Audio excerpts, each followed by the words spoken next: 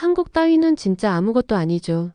라는 태국 유학생의 발언으로 인해 미국 명문대 강의실이 발칵 뒤집히는 일이 벌어졌는데요. 그 태국 유학생은 그 발언에서 끝나지 않고 우리 태국은 중국과 힘을 합치면 한국은 발톱만큼도 못 쫓아온다고 큰 소리를 뻥뻥치고 있습니다.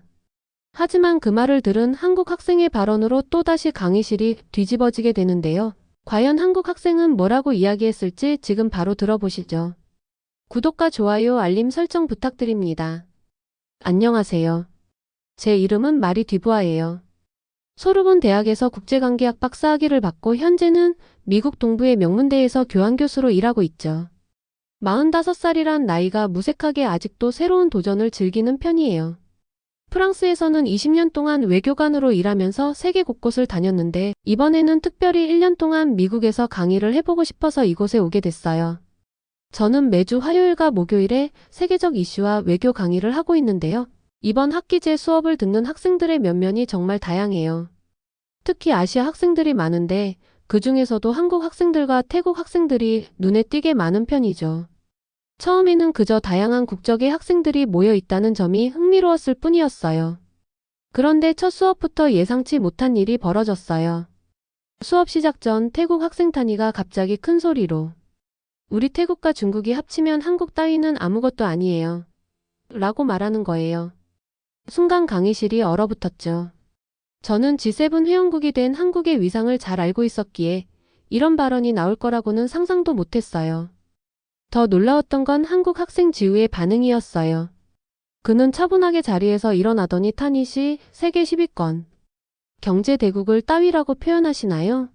혹시 객관적인 데이터를 가지고 계신가요? 라고 물었죠. 그 순간 저는 지우의 침착함에 감탄했어요. 제가 20년 동안 외교관으로 일하면서 봐온 숙련된 외교관들의 모습이 떠올랐거든요. 사실 프랑스에 있을 때부터 한국의 성장은 늘 관심 있게 지켜봐왔어요. 제 아들 피에르가 BTS의 열렬한 팬이기도 하고 딸 소피는 한국 화장품을 즐겨 쓰거든요. 파리의 샹젤리제 거리에도 한국 브랜드 매장들이 즐비하고 한식당은 예약을 몇 달씩 기다려야 할 정도로 인기죠.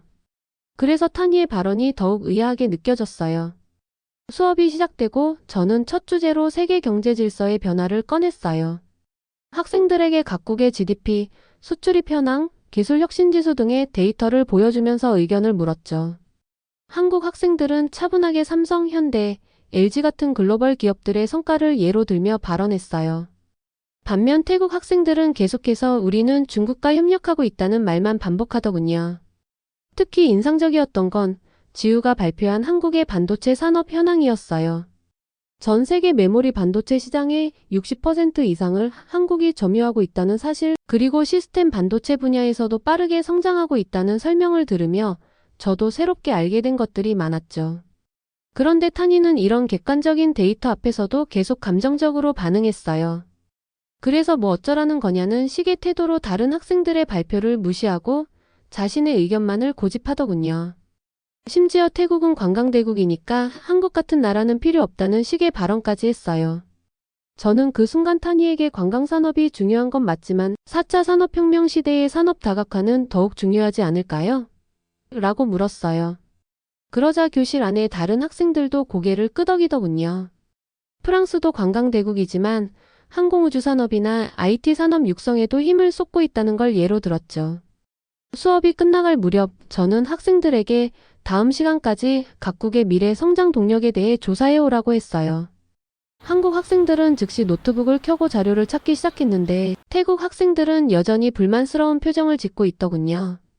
그날 저녁 파리에 있는 남편과 화상통화를 하면서 이런 상황에 대해 이야기를 나눴어요. 남편은 아시아의 역학관계가 참 흥미롭네라며 특히 한국의 성장 사례를 주목해야 한다고 하더군요. 저도 같은 생각이었어요. 한국은 제가 외교관으로 일하면서 봐온 수많은 국가들 중에서도 가장 역동적이고 성공적인 발전을 이룬 나라였으니까요. 다음 수업이 기대되면서도 한편으로는 걱정도 됐어요. 태국 학생들의 감정적인 반응이 수업 분위기를 해치지 않았으면 했거든요. 하지만 한국 학생들이 보여준 침착하고 논리적인 태도를 보며 이런 갈등도 결국은 건설적인 방향으로 흘러갈 거란 확신이 들었어요. 그리고 저는 이번 기회에 한국에 대해 더 깊이 공부해봐야겠다고 결심했어요. 제 아이들이 좋아하는 K-팝과 K-뷰티를 넘어서 한국이 이룩한 경제적, 기술적 성과들에 대해 더 자세히 알고 싶어졌거든요. 어쩌면 이게 제가 미국에서 교환교수를 하면서 얻게 될 가장 값진 배움이 될지도 모르겠다는 생각이 들었어요. 다음 날 아침, 강의실에 들어서자마자 심상치 않은 분위기가 느껴졌어요. 탄이를 비롯한 태국 학생들이 수업 시작 전부터 모여서 웃고 떠들며 한국을 비하하는 발언들을 하고 있더라고요. 20년 외교관 생활을 하면서도 이렇게 노골적인 적대감은 처음 봤어요. 특히 오늘은 한국의 불법 체류자 문제를 다루기로 한 날이었는데 탄이가 수업 시작하자마자 손을 번쩍 들었어요. 교수님, 제가 발표 먼저 해도 될까요? 라고 하더니 준비해온 PPT를 띄웠죠. 그런데 그 내용이 완전히 편향되어 있었어요. 마치 모든 불법 체류 문제의 책임이 한국에 있다는 듯한 내용이었거든요. 제가 프랑스에서 외교관으로 일할 때 이민자 문제를 많이 다뤄봤기 때문에 이런 주장이 얼마나 비논리적인지 잘 알고 있었어요. 게다가 한국은 최근 OECD 국가들 중에서도 가장 선진적인 이민자 정책을 펼치고 있다는 걸 알고 있었죠. 실제로 한국의 외국인 노동자 지원 제도나 다문화 가정 지원 정책은 프랑스에서도 벤치마킹하고 있을 정도예요. 지우와 다른 한국 학생들은 이런 일방적인 주장에도 놀랍도록 침착했어요. 그들은 차근차근 통계 자료를 제시하며 반박했죠.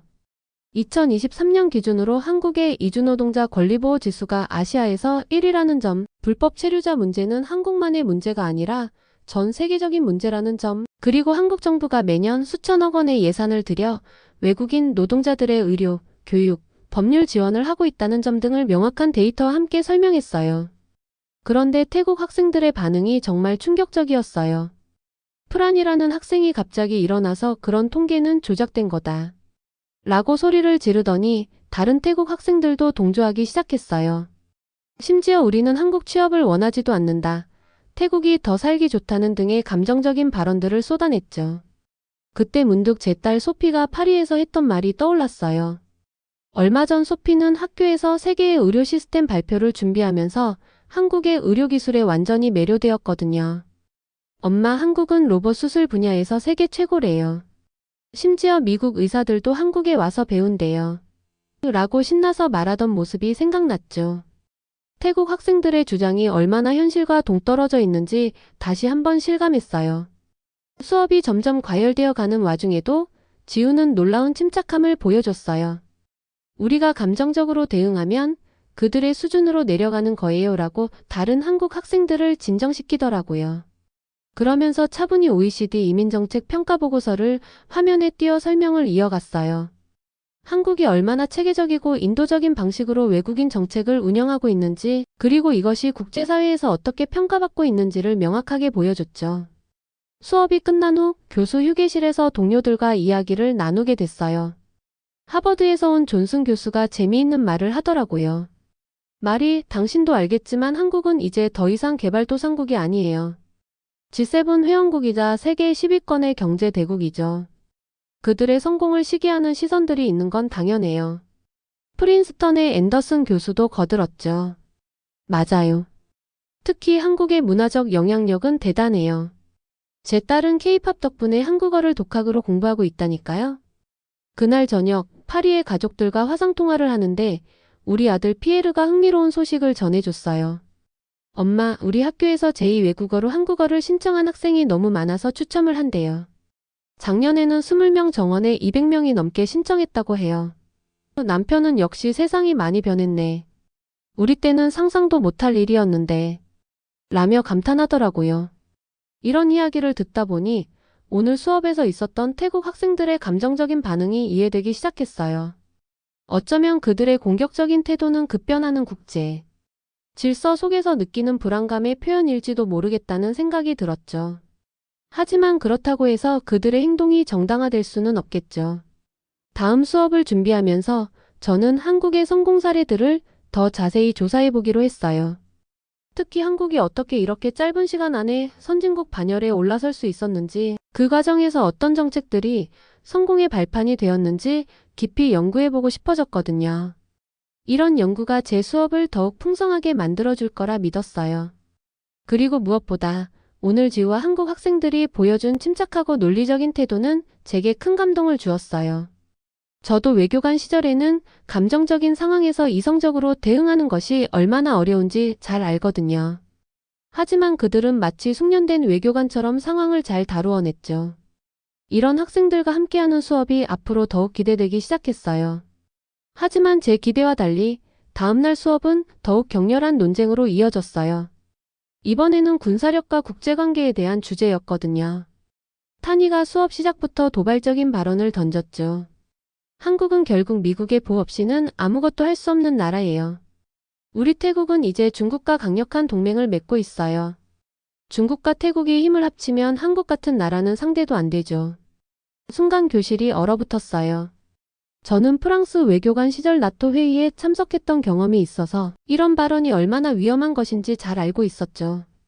하지만 놀랍게도 지우는 여전히 침착했어요. 그는 노트북을 열더니 차분하게 자료를 보여주기 시작했습니다. 먼저 글로벌 파이파워 2024년 자료를 보시죠. 한국은 세계 6위의 군사력을 보유하고 있습니다. K2 전차, K9 자주포, KF-21 전투기 등 우리가 자체 개발한 무기체계들은 이미 세계 시장에서 인정받고 있죠. 특히 작년에는 폴란드와 역대 최대 규모의 무기 수출 계약을 체결했고 노르웨이, 호주 등 나토 회원국들도 한국의 무기체계를 도입하고 있습니다. 지우의 설명을 들으며 저는 파리 국방부에서 근무했던 시절이 떠올랐어요. 실제로 프랑스 군사 전문가들 사이에서도 한국의 방위산업은 큰 주목을 받고 있었거든요. 특히 한국의 K9 자주포는 프랑스군도 도입을 검토했을 정도로 우수한 성능을 인정받고 있었죠. 그런데 탄이는 여전히 물러서지 않았어요. 그래도 결국 미국의 도움 없이는 불가능하잖아요. 우리는 중국이라는 강력한 동맹이 있어요. 그때였어요. 지우가 슬라이드를 하나 더 보여주었죠. 최근 스톡홀름 국제평화연구소의 보고서를 보시면 한국은 이제 세계 9위의 무기 수출국입니다. 이는 단순히 미국의 도움으로 이룬 게 아니라 우리가 수십 년간 쌓아온 기술력과 연구개발의 결과입니다. 특히 우리의 방위산업은 수출만이 아닌 기술 이전도 함께 이뤄지고 있어요. 이건 미국조차도 쉽게 하지 않는 일이죠. 그의 설명을 듣고 있자니 제가 최근 파리에서 열린 유로 사토리 2024 방산 전시회에서 들었던 이야기가 생각났어요. 프랑스의 한방산 전문가가 이제 한국은 단순한 무기 수출국이 아닌 글로벌 방산 생태계를 만들어가는 선도국이라고 평가했던 말이요. 하지만 태국 학생들의 반응은 여전히 부정적이었어요. 프란이 나서서 그래도 중국의 군사력이 더 강하잖아요. 라고 외쳤죠. 이때 지우가 정말 인상적인 대답을 했어요. 현대 전쟁은 단순히 병력이나 무기의 숫자로 승패가 결정되지 않아요. 첨단 기술 운용 능력 그리고 동맹국들과의 협력이 더 중요하죠. 한국은 세계 최고 수준의 IT 인프라를 바탕으로 사이버 안보 분야에서도 선도적인 위치에 있어요. 작년 나토 사이버 방어센터 평가에서 한국이 최상위 등급을 받은 것도 이런 맥락에서죠. 순간 교실이 조용해졌어요. 심지어 태국 학생들 중 몇몇은 노트북을 열어 지우가 말한 내용들을 검색하기 시작했죠. 저는 이 순간이 참 의미 있다고 생각했어요. 학생들이 감정적인 대립에서 벗어나 팩트에 기반한 토론으로 나아가고 있다는 증거였거든요. 그때 탄이가 마지막 카드를 꺼내들듯 말했어요. 그래도 한국은 북한이라는 위협이 있잖아요. 우리 태국은 그런 위협 없이 평화롭게 살고 있다고요. 이 말에 지우는 오히려 미소를 지었어요. 그 점을 지적해 주셔서 감사합니다. 맞아요. 우리는 북한이라는 위협에 직면해 있죠. 하지만 역설적으로 이런 상황이 우리 군사력 발전의 원동력이 되었어요. 우리는 생존을 위해 어쩔 수 없이 강해져야 했고 그 과정에서 세계적인 경쟁력을 갖추게 된 거죠. 실제로 우크라이나 전쟁 이후 많은 유럽 국가들이 한국의 방위산업 시스템을 벤치마킹하고 있다는 거 알고 계신가요? 저는 이 대화를 들으며 파리에 있는 제 동료가 보내준 기사가 생각났어요. 프랑스의 유력 일간지 르몽드가 한반도의 긴장이 역설적으로 세계 최고 수준의 방산 강국을 탄생시켰다고 분석한 내용이었죠. 특히 한국의 방위산업이 단순한 무기 생산을 넘어 첨단 기술의 집약체가 되었다는 부분이 인상적이었어요. 수업이 진행되는 동안 한 가지 더 놀라운 점을 발견했어요. 다른 나라 학생들, 특히 유럽에서 온 학생들이 한국 학생들의 의견에 계속해서 동조하는 모습을 보였거든요. 독일에서 온 한스는 우리 독일군도 한국에 K9 자주포를 도입하기로 했어요. 우크라이나 전쟁 이후 유럽의 방위 체계가 많이 바뀌고 있거든요 라고 말했고, 영국에서 온 제임스는 영국 해군도 한국의 조선 기술을 높이 평가하고 있어요 라고 덧붙였죠. 이런 이야기들이 오가는 동안 태국 학생들의 표정이 조금씩 변하기 시작했어요. 특히 프란의 경우 노트북으로 계속 뭔가를 찾아보더니 점점 말수가 줄어들더라고요. 나중에 알고 보니 그는 한국의 방위산업 수출 성과와 기술력에 대한 자료들을 찾아보고 있었대요. 수업 막바지에 이르러 저는 학생들에게 한 가지 질문을 던졌어요. 여러분, 군사력이란 게 단순히 무기의 숫자나 동맹국의 크기만으로 결정된다고 생각하나요? 잠시 침묵이 흐른 후 지우가 손을 들었어요. 제 생각에는 진정한 군사력이란 한 나라의 총체적인 역량을 반영하는 것 같아요. 기술력, 교육 수준, 경제력, 그리고 무엇보다 국민들의 의지가 중요하다고 봐요. 우리나라가 이만큼 발전할 수 있었던 것도 어려운 환경 속에서도 포기하지 않았던 국민들의 의지가 있었기 때문이라고 생각합니다. 그의 말을 들으며 저는 문득 제2차 세계대전 이후 프랑스의 재건 과정이 떠올랐어요. 우리 프랑스도 비슷한 경험이 있었거든요. 전쟁의 폐허 속에서 다시 일어서기 위해 온 국민이 힘을 모았던 그 시기처럼 한국도 비슷한 과정을 거쳐왔다는 생각이 들었어요. 수업이 끝난 후 타니가 조용히 제 연구실을 찾아왔어요. 교수님, 오늘 수업에서 제가 너무 감정적이었던 것 같아요. 사실 한국의 성공이 부럽기도 하고 우리나라는 왜 저렇게 못하나 하는 생각이 들어서 그랬나 봐요. 이 고백을 들으며 저는 그의 어깨를 토닥여 주었어요. 타니, 당신의 솔직한 마음을 말해줘서 고마워요. 하지만 기억하세요. 진정한 발전은 다른 나라를 폄하하는 것이 아니라 그들의 성공을 배우고 우리만의 길을 찾아가는 데서 시작된답니다. 그날 저녁 파리의 가족들과 화상통화를 하면서 이 이야기를 했더니 우리 아들 피에르가 재미있는 말을 하더라고요. 엄마, 그럼 우리 다음 방학에는 한국에 가보는 건 어때요?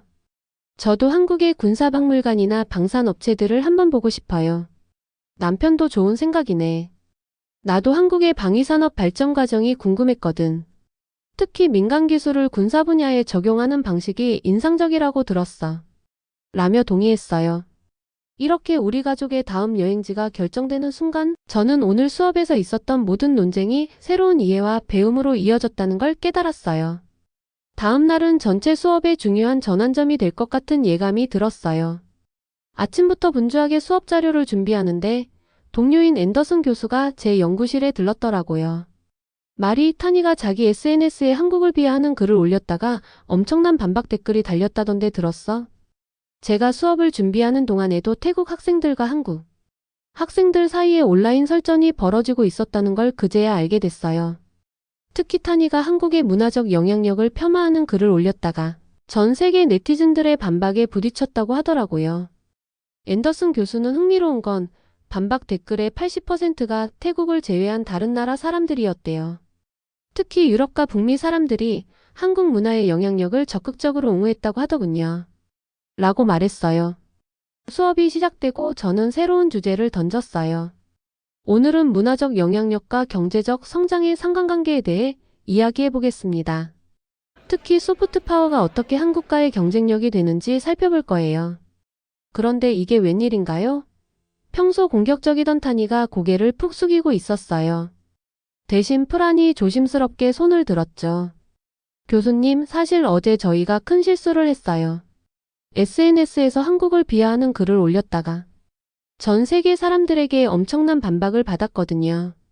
지우는 이 상황에서도 놀라운 성숙함을 보여줬어요. 프란, 그런 일이 있었군요. 하지만 우리가 중요하게 봐야 할 건 단순한 인기나 일시적인 트렌드가 아니라 그 이면의 본질적인 경쟁력이라고 생각해요. 지우는 자신의 노트북을 열고 프레젠테이션을 시작했어요. 한국의 문화산업이 이렇게 성장할 수 있었던 건 탄탄한 기술력과 인프라가 있었기 때문이에요. 예를 들어 K-팝의 성공은 단순한 우연이 아닙니다. 세계 최고 수준의 IT 인프라, 첨단 공연 기술, 체계적인 아티스트 육성 시스템이 있었기에 가능했죠. 저는 그 말을 들으며 파리의 샤를 드골 공항에서 있었던 일이 떠올랐어요. 제가 미국으로 오기 직전 공항의 대형 전광판에서 한국의 아이돌 그룹 광고가 나오고 있었거든요.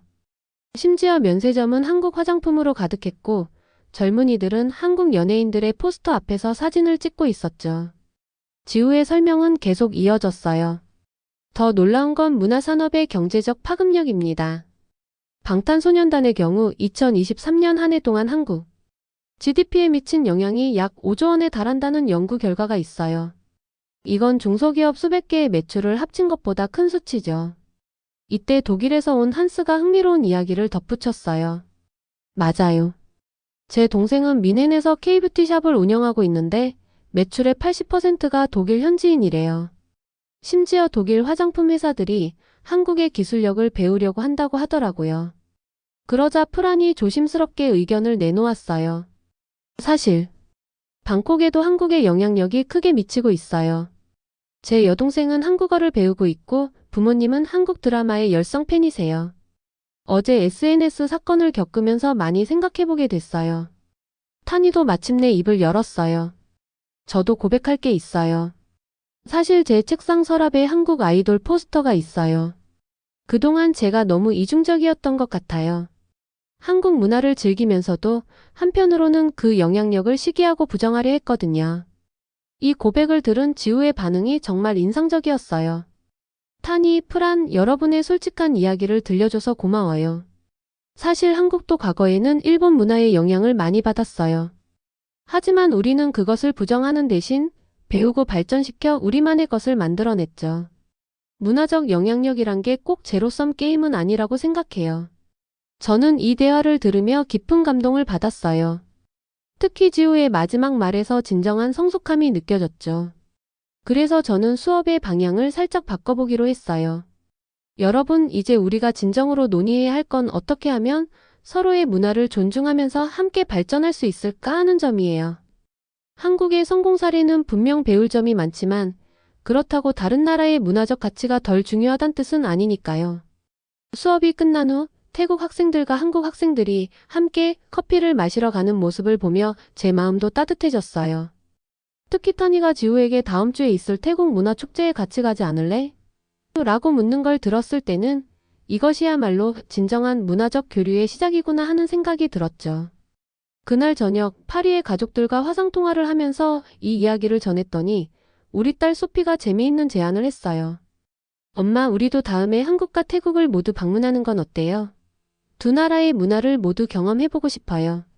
이런 대화를 나누면서 저는 오늘 수업이 단순한 갈등 해소를 넘어 진정한 문화적 이해의 시작점이 되었다는 걸 깨달았어요. 내일은 어떤 새로운 깨달음이 우리를 기다리고 있을지 벌써부터 기대가 되네요. 시간이 정말 빠르게 흘러갔어요. 이제 제가 담당했던 세계적 이슈와 외교 수업의 마지막 날이 되었네요. 돌아보면 처음에 긴장감 넘치던 분위기가 무색할 만큼 학생들은 서로를 이해하고 존중하는 법을 배웠어요. 특히 인상 깊었던 건 타니와 지우의 변화였어요. 처음에는 한국 따위는 아무것도 아니다라며 도발적인 발언을 하던 타니가 이제는 한국의 성공에서 배울 점이 많다고 말하게 되었죠. 지우 역시 처음부터 끝까지 침착하고 논리적인 태도를 잃지 않으면서도 상대방을 배려하는 모습을 보여줬어요.